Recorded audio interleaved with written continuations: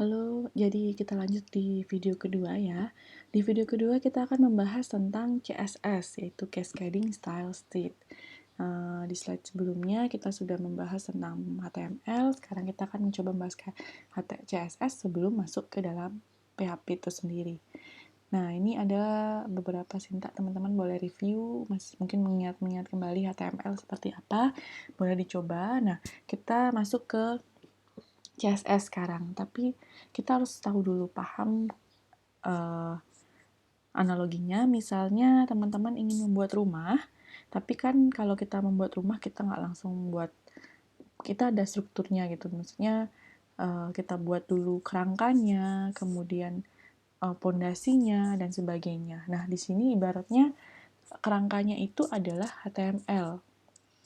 Supaya rumah kalian lebih cantik dan berwarna, ditambahkanlah temboknya, kemudian keramiknya, jendelanya, pintunya, gentengnya, dan sebagainya. Itu kita bisa bilang genteng, tembok, cat warna, jendela, pintu, dan sebagainya itu adalah CSS dari rumah kalian. Sama halnya dengan website. Ada HTML, itu kerangkanya. Yang tadi kita coba HTML itu kan masih hitam putih. Supaya dia lebih cantik, lebih berwarna, kita bisa gunakan CSS. Nah, untuk struktur dari CSS sendiri, yang pertama ada selektor. Selektor ini adalah kode yang digunakan untuk memanggil CSS-nya nanti. Jadi misalnya kita memanggil kode H1, berarti dia sudah include ini. Ternyata kalau ada kode H1, dia akan mengubah warnanya menjadi red, warna tulisannya menjadi merah, dan background-nya menjadi biru. Yang di dalam ini itu namanya property, ada color, background, dan sebagainya, banyak teman-teman bisa cari di Google. Kemudian di sini ada value, value itu bisa warna, bisa jenis, dan bisa kode-kode warna juga, dan sebagainya.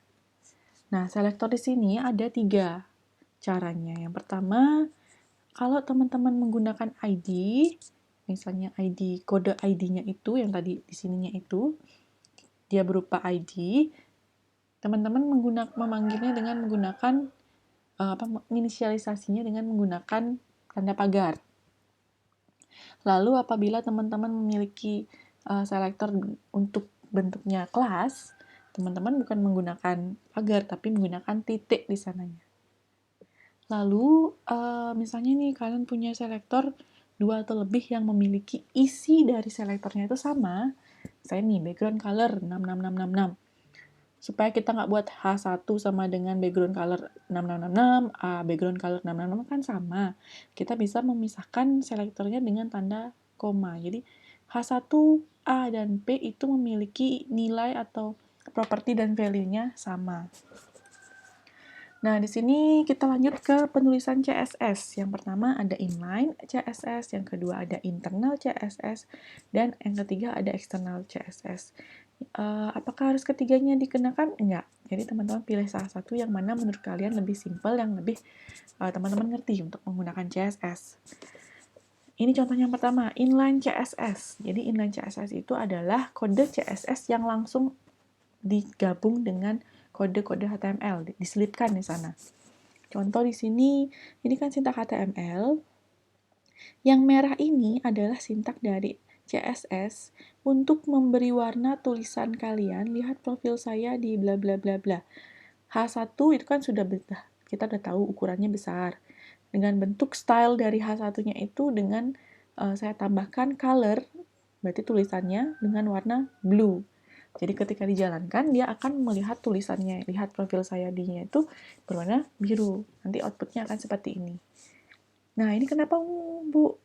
Karena sebelum saya screenshot, jadi link ini saya klik, jadi dia berubah warna biru. Karena kan itu berupa hyperlink gitu. Jadi dia warna ungu ketika sudah diklik. Yang kedua ada internal CSS. Jadi internal CSS itu hampir mirip dengan inline, tapi kita buat sintak CSS yang detailnya kita masukkan ke dalam sintak HTML. Misalnya nih, kita buat beberapa CSS. Kalau tadi kan cuma satu, dia langsung di barisnya itu. Dimana kita mau CSS langsung di barisnya. Kalau ini kita buat di dalam satu file HTML yang sama, tapi tidak harus di barisnya itu. Bisa di mana aja, nanti kita tinggal panggil kode ID atau kelasnya. Contoh di sini, nah untuk penulisan CSS kita buat yang pertama style, tipe sama dengan tanda petik teks garis miring CSS. Kemudian anggap di sini saya membuat ID dengan nama tulisan. Jadi selektor ID namanya tulisan. Jadi ketika saya memanggil ID dengan nama tulisan, dia akan include semuanya ini. Saya memberi warna tulisannya putih dengan backgroundnya warna pink dan ukuran dari kotak gitu, padding tuh apa ya, semacam kotak gitu dengan ukuran 5 pixel. Kemudian ditutup stylenya. Nah, di dalam HTML untuk memanggil CSS ini kita gunakan kalau ID misalnya. Nah, awalnya kan ini kan H1 aja. Kita tambahkan ID untuk memanggil ini. Sama dengan, apa nama ID-nya? Tulisan. Otomatis semua value yang ada di tulisan ini dia akan panggil. Halo nama saya Christina, ini akan berubah warna jadi warna putih dengan background pink dan padding ada kotaknya itu berukuran 5 pixel. Nah, nanti akan bentuknya seperti ini. Jadi ada tulisan warnanya putih dengan background warnanya pink dan ukurannya ini, kotaknya ini adalah 5 pixel. Nah, itu yang internal, sorry. Jadi CSS seluruhnya dimasukkan ke dalam sintak HTML. Kemudian yang ketiga itu external CSS. Jadi di sini external CSS ini kita membuat dua file berbeda, file HTML dan file CSS. Contoh di sini, ini adalah file HTML, yang merah jangan diabaikan dulu ya. Anggap saya copy dulu deh. Saya akan coba ini.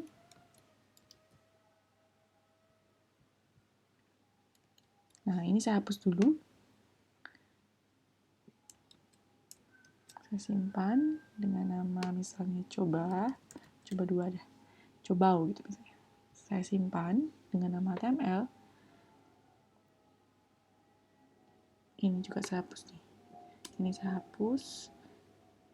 Ini saya hapus. Nah, awalnya kan seperti ini dia. Kita coba jalanin cobanya ya.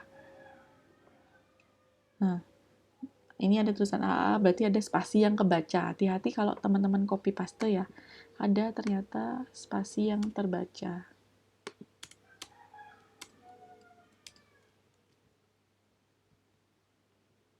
Oh, masih ada ternyata.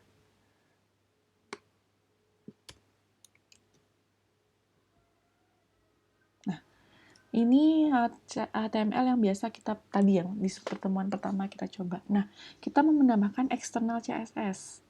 Yang pertama, kita harus membuat link untuk mengkoneksikan file CSS-nya. Ini saya copy aja ya. Silakan taruh di mana aja. Ini di sini. Nah, link.rel sama dengan style sheet, tipe, nama tipe filenya teks garis miring CSS, href artinya menghyperlinkkan atau linkkan apa nama file CSS-nya. Nanti ini sesuaikan dengan nama file CSS-nya. Anggaplah style.css. Kemudian di sini Oke, ini dulu, tinggalkan dulu yang ini. Sekarang kita buat file CSS-nya. Nah, apa ini saya copy ya. Ini saya copy, ini saya paste. Berisi 2 CSS. Yang pertama untuk tulisan dan box. Yang ini ID, yang ini kelas. Saya simpan dengan nama bebas, misalnya bebas. .css. Kalau CSS kita gunakan sintak CSS. Kita simpan di file yang sama, di tempat yang sama. Nah, ini kan nama filenya bebas.css. Otomatis di sini bukan style.css, tapi diganti dengan bebas.css. Sesuaikan dengan nama file CSS-nya. Oke, setelah mengkoneksikan, sekarang kita mau panggil di mana sih kita mau naruh CSS ini? Ada 2, tulisan dan box. Kalau di sini sih kita buatkan di sini di atasnya, misalnya kita mau buat di dalam tulisan view data, saya tambahkan di sini misalnya div class, artinya saya buat kelas namanya box yang tadi itu di CSS. Kemudian di dalam sini, di dalam tulisannya itu saya mau buat tulisannya, ID-nya. ID sama dengan tulisan. Artinya, ketika dia ketika sudah mulai program berjalan di sini, dia akan membuat memanggil CSS box dan CSS ID-nya juga. Oh ya, Div-nya juga lupa ditutup, jangan lupa ditutup. Nah, ketika kita klik itu aja udah langsung tulisannya otomatis. Inilah enaknya Sublime. Kemudian kita save. Kita coba jalanin. Nah, dia akan otomatis mengikuti ini. Yang pertama, tadi apa ya? Stylenya 10 pixel, dia akan berubah. Kemudian background-nya menjadi merah dan padding ukuran ininya jadi 10 pixel ukuran kotaknya ini. Misalnya kita ubah ya, misalnya kita untuk mengubah, misalnya saya mengubah jadi warna blue. Kita hanya mengubah file CSS-nya saja.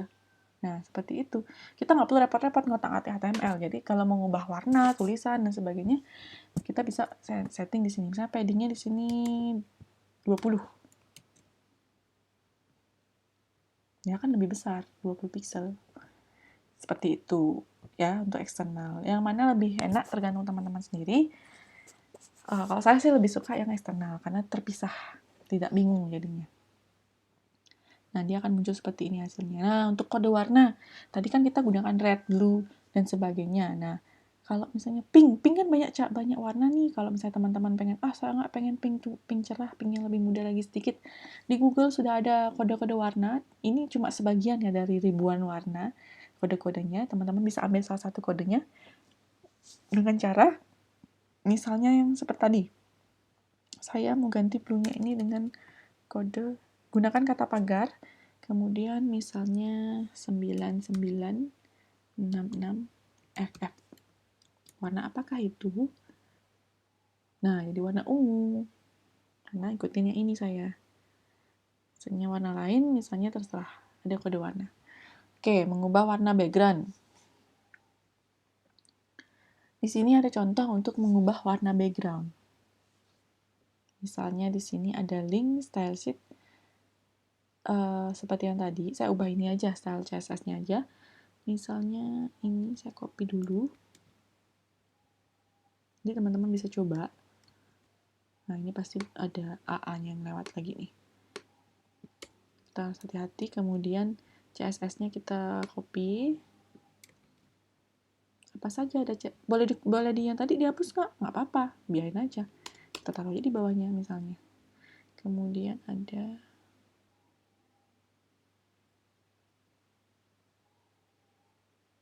ini dulu. Body, berarti kita memanggil bodinya dengan warna blue dan tulisannya warnanya white. Kita coba dulu ya, seperti apa hasilnya. Kayaknya menumpuk deh, tunggu.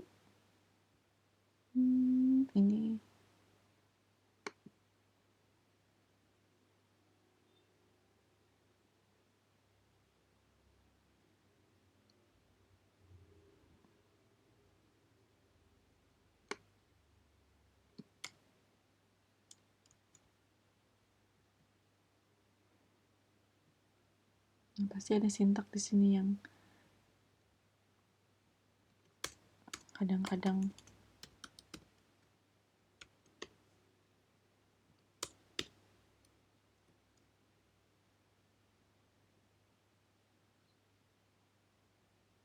sorry, ini nama filenya lupa, bebas CSS, sorry.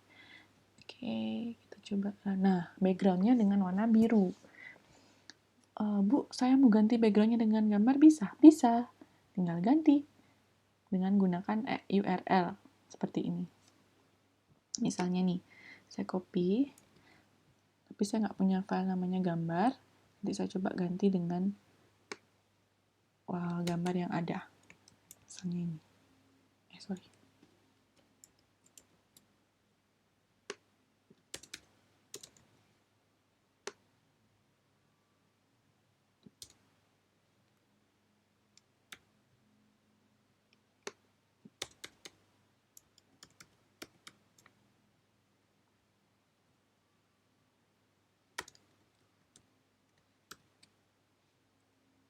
Kipas angin gitu misalnya.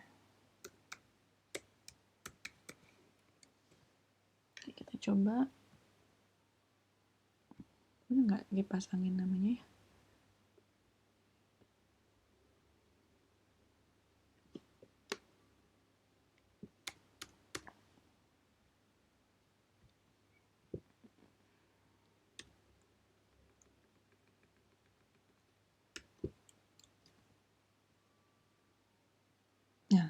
backgroundnya namanya, gambarnya kipas angin, mengikuti gambar.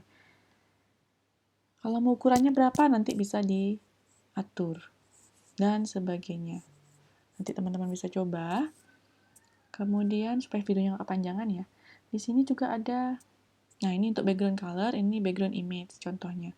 Ada margin, nanti teman-teman boleh coba di sini margin itu untuk batas backgroundnya, mau ukurannya berapa. Ini bisa dirubah-rubah. Silahkan dicoba.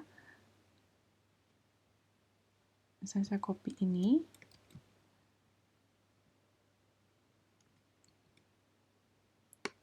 Ini bebas. Kayaknya banyak spasi-spasi deh. Oh enggak. Kemudian saya copy CSS-nya.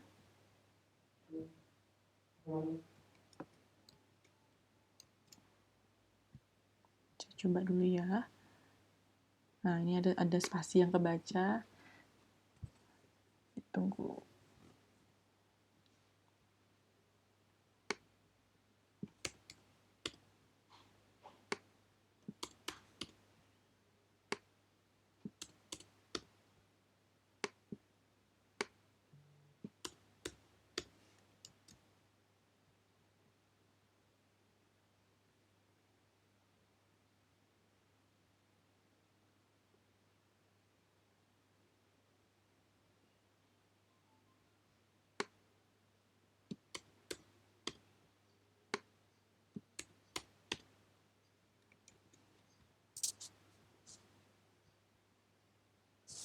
Oke, ada yang bermasalah sepertinya di sini. Ditunggu sebentar.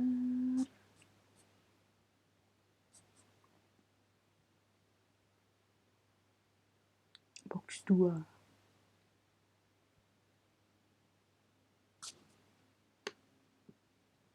Coba saya ganti namanya ya.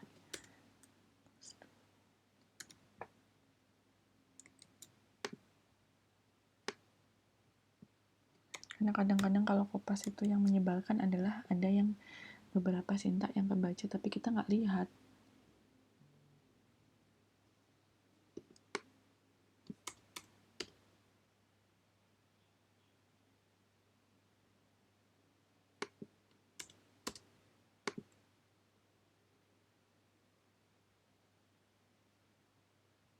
Nanti akan hasilnya seperti ini di tampilan. Nanti boleh dicoba dulu teman-teman ya, biar videonya nggak kepanjangan. Kemudian ada padding. Seperti yang garis tadi, tapi garisnya kalau tadi kan box itu cuma segini, sesuai dengan ukuran panjang dan lebarnya. Tapi kalau padding itu lebih ke panjang pixel dari sini.